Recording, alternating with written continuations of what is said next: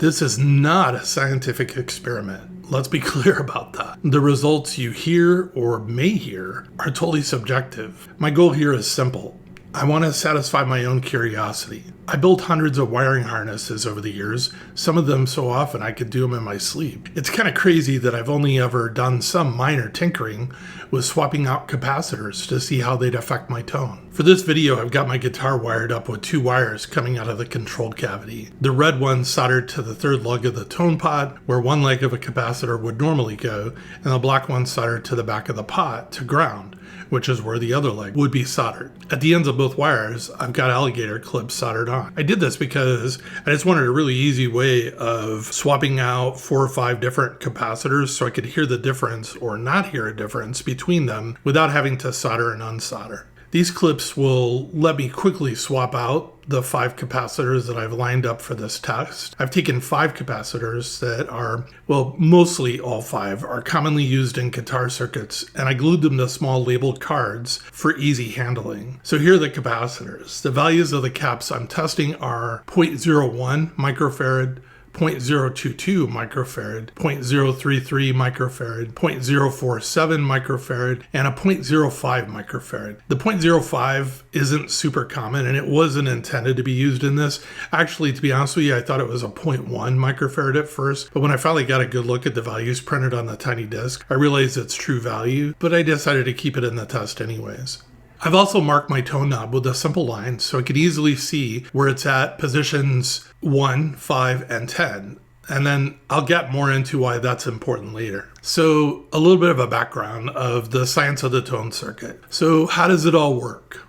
The capacitor and the tone pot form what's known as a low-pass filter. Here's the deal. When you turn the tone knob all the way down to its lowest setting, let's say 0 or 1, the potentiometer's resistance is at its minimum. This routes the most high frequency signal then to the capacitor. The capacitor then does its job, filtering these high frequencies to ground. What's left then is a darker, warmer sound. The capacitor's value is what really defines the filter's range. A higher value capacitor, like a 0.047 microfarad, will roll off more high frequency content and reach further into the mid-range, giving you a darker tone. A low value capacitor, like a 0.022 microfarad, will only roll off the highest frequencies, leaving a brighter tone even when the knob is fully down.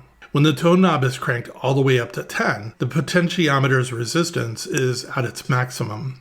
This means almost no signal is being sent to the capacitor. In this position, the capacitor has a minimal effect and any tonal differences will be very subtle. So here's kind of the testing process that I've outlined for this video. To really hear what each capacitor does, I'm going to follow this process that I kind of researched and came up with on my own. First, I'm using the same guitar for the whole test. Same pickups, same strings, hopefully same everything except for the capacitor that I'll swap out. I'll be playing the same chord progression every time with the same cadence and pick attack. My amp and any pedals I'll be using will stay on the exact same settings throughout the entire process. The guitar is a Telecaster parts caster that I've built with an MJT body and a Fender maple neck. The pickups are from Guitar Brain. They're legendary 50s custom shop set, which are hand wound to replicate the original vintage pickups from 1952. Here's some of the specs on them. They're Alnico 3 magnets in the bridge position, Alnico 5 magnets in the neck position. They're custom made with plain enamel wire. They're scatter wound coil. The neck measures in at 7.55 k ohms for resistance, and the bridge measures 7.72 k ohms for resistance. Here's kind of the test steps that I've outlined. First, I'll listen carefully with the tone knob fully open at position 10.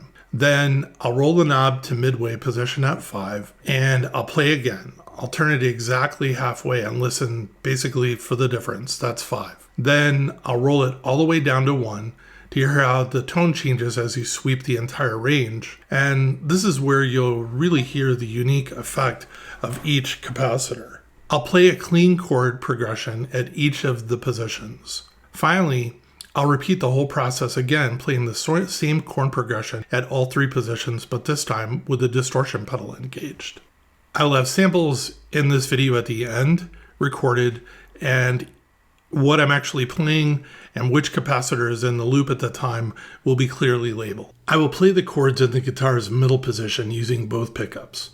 I'm sorry, if I were to play each pickup position, I'd have 99 audio samples and the video would just be too much. I decided to group the samples at the end of the video by tone knob value.